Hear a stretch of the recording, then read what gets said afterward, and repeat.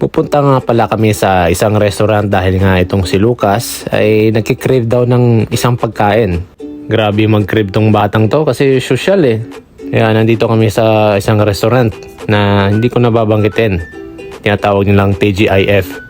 Pero at least family bonding ba? Habang wala pang mga practice, wala pang laro. Kaya sulitin lang bawat oras, di ba?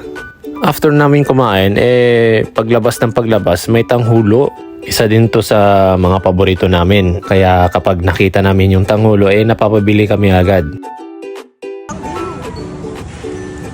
Habang pauwi kami, naisip kong mag-take out na rin ng isang pagkain. Lagi kami bumibili dito kaya masarap Kaya binabalikan talaga namin. And yan yung isang minuto ng video nito. Kaya salamat sa mga nanonood. Paalam!